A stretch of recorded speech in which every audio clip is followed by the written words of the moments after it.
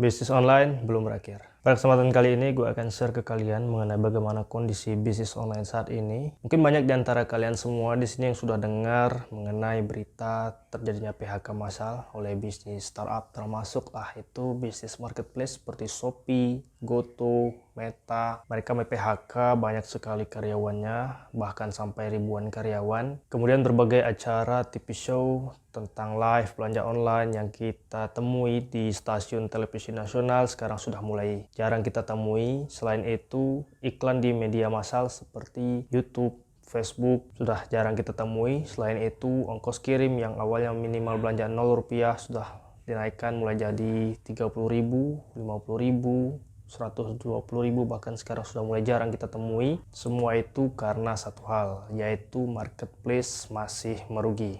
Kalian tenang aja, di video ini gue bukan mau menakut-nakuti, melainkan gue akan share ke kalian semua bagaimana kondisi marketplace saat ini, serta di chapter 5 nanti gue akan share bagaimana solusinya menurut pendapat gue pribadi.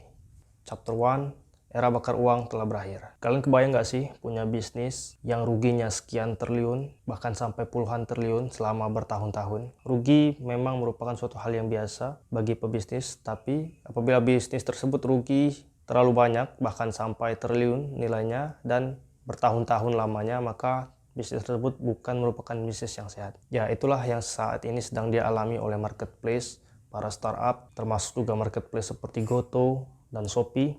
Mereka mengalami kerugian bertahun-tahun yang nilainya cukup besar. Hal ini karena memang bisnis model dari startup itu sendiri bukan profit oriented, melainkan growing oriented. Bisnis model dari startup seperti Shopee, Tokopedia, dan lain sebagainya, pertama-tama yang mereka kejar adalah growing atau pertumbuhan. Jadi setelah mereka tumbuh begitu besar, produk mereka dipakai oleh orang banyak, platform mereka digunakan oleh orang banyak, kemudian barulah mereka mulai switch ke profit oriented. Jadi cara mereka pertama adalah paksakan market untuk menggunakan produk mereka dengan cashback, biaya admin yang rendah, kemudian subsidi gratis ongkos kirim. Itulah yang membuat mereka untuk membakar uang bisnis mereka, sehingga market menggunakan produk mereka, dan setelah market candu dengan platform mereka, maka mereka mulai perlahan mengambil profit dari bisnis mereka. Chapter 2, profit oriented. Pada kondisi saat ini, di mana pada akhir tahun 2023, mereka mulai mengubah bisnis model mereka menjadi profit oriented. Maksudnya adalah mereka mulai mencari profit dan mendapatkan profit dari bisnis mereka. Mereka mulai mengurangi berbagai macam biaya operasional seperti biaya iklan, biaya ongkos kirim, dan lain sebagainya. Tujuannya adalah untuk mendapatkan profit. Semua seller tentu telah merasakan saat ini di mana biaya admin yang awalnya di tahun 2020-an mungkin masih di bawah 5%, mungkin sekitar 2%. Dan saat ini per tahun 2023 bulan Maret, di saat video ini dibuat, biaya admin untuk para seller itu mencapai 5%. Belum termasuk jika kalian ikut ke dalam layanan gratis ongkir atau layanan cashback ekstra. Yang jika kalian mengikuti semua program yang ditawarkan oleh Shopee, baik itu cashback ekstra, gratis ongkir, star seller plus, dan lain sebagainya, biaya adminnya bahkan bisa lebih dari 10%. Chapter 3, dampaknya untuk para seller. Pada chapter ini gue bakal bagikan ke kalian semua mengenai dashboard sales center Shopee gue, baik itu mengenai penjualan dan tingkat kunjungan ke toko online gue. Kita cerita mulai tahun awal gue menggunakan Shopee untuk gue berjualan, yaitu pada tahun 2020. Adalah tahun yang cukup mudah untuk kalian berjualan di marketplace. Kalian tidak perlu optimasi yang begitu banyak, tidak perlu iklan, tidak perlu riset kata kunci. Kalian bisa mendapatkan konsumen pertama kalian. Karena apa? Karena pada tahun ini marketplace jor-joran memberikan gratis ongkir. Selain itu, tidak terlalu banyak kompetitor sehingga kalian bisa dengan mudah menjual produk kalian. Lanjut, di tahun 2021 adalah tahun dimana mulai banyak kompetitor, sehingga pada tahun ini yang lu perlukan adalah skill optimasi, baik itu optimasi gambar, optimasi video, optimasi kata kunci, judul, deskripsi, dan lain sebagainya. Apabila kita tidak melakukan optimasi sedikit pun, maka cukup sulit untuk mendapatkan konsumen pertama kita.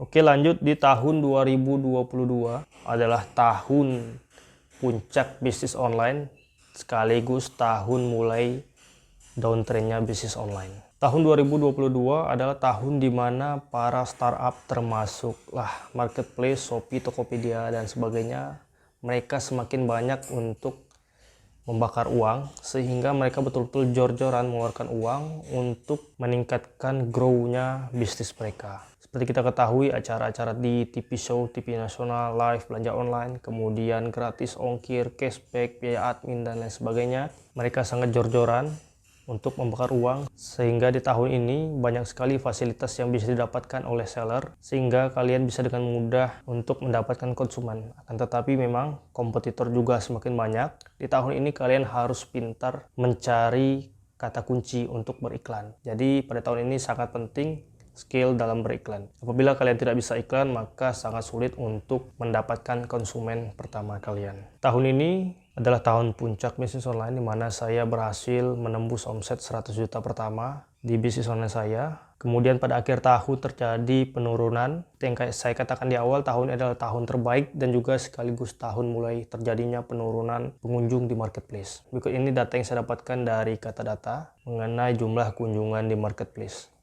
Ya, bisa kita lihat terjadi banyak penurunan dari tahun sebelumnya di marketplace bisnis online, karena memang pada tahun ini para startup termasuk seperti Shopee, Tokopedia, dan lain sebagainya, mereka mulai menurunkan subsidinya, kemudian mulai menaikkan biaya admin mereka, sehingga berdampak juga pada seller yang awalnya mungkin profit bisa sampai 20-30%. Pada tahun ini kita cukup profit 10-20%, sudah cukup lumayan. Chapter 4, jadi bagaimana peluang dan tantangannya? Dari fenomena ini, gue melihat terjadinya perubahan perilaku konsumen, yang mana mereka dulunya sering sekali belanja online karena memang mudah sekali untuk mendapatkan gratis ongkir. Di tahun ini, gratis ongkir hanya ada pada tanggal event saja, seperti 33, 44, dan lain sebagainya. Di luar event, maka cukup sulit untuk mendapatkan gratis ongkir. Perubahan perilaku konsumen yang saya lihat adalah yang awalnya mereka mencari barang di marketplace, di online, ada sebagian yang mulai beralih ke bisnis offline. Mereka mencari barang langsung di pasar, kemudian membelinya langsung di pasar. Selain itu, banyak juga konsumen yang tetap menggunakan marketplace, akan tetapi mereka mulai menggunakan yang namanya filter lokasi. Kenapa? Karena dengan menggunakan filter lokasi, mereka bisa meminimalisir biaya ongkos kirim. Seperti halnya misalnya kalian tinggal di Palembang, maka kalian mencari suatu barang yang kalian butuhkan, kalian bisa menggunakan filter lokasi kota Palembang. Untuk ongkos kirim sendiri, apabila kalian membeli barang dari Jakarta, ongkos kirim untuk membeli barang tersebut adalah 30.000. Sedangkan jika kalian mencari barang di kota kalian, kalian bisa langsung mengunjungi toko tersebut, atau kalian bisa langsung membelinya di marketplace online dengan biaya ongkos kirim yang lebih murah. Chapter 5, kesimpulan. Menurut gue pribadi, marketplace cukup memudahkan hidup kita. Kita tidak perlu membuang-buang waktu keliling-keliling pasar, panas-panasan untuk mencari barang yang kita butuhkan. Dan juga apabila kita berkeliling mencari barang yang kita butuhkan, belum tentu harganya sesuai dengan budget kita. Jadi marketplace menurut saya pribadi tetap memudahkan hidup kita, karena terjadinya perubahan sikap atau behavior konsumen kita, yang mana yang dulunya mereka mencari barang bebas dari mana saja asal barang tersebut karena mereka tidak membayar ongkos kirim, maka pada kondisi saat ini mereka mulai menggunakan filter lokasi sehingga mereka bisa mendapat ongkos kirim yang lebih mudah. Jadi solusi menurut pendapat saya pribadi, kalian bisa memulai bisnis online dengan lokasi toko di mana kalian tinggal. Misal kalian tinggal di Palembang, maka silakan setting toko kalian di kota Palembang. Atau kalian bisa menggunakan gudang online kredibel sesuai dengan tempat atau lokasi yang kalian anggap berpotensi untuk menjual produk tersebut. Oke, mungkin itu saja yang bisa saya sampaikan. Semoga video ini bermanfaat untuk kalian yang mau memulai bisnis online atau mungkin mau mengembangkan bisnis online kalian ke daerah-daerah yang belum tersentuh oleh kompetitor. Terima kasih telah menyaksikan video saya. Saya akhiri. Assalamualaikum warahmatullahi wabarakatuh.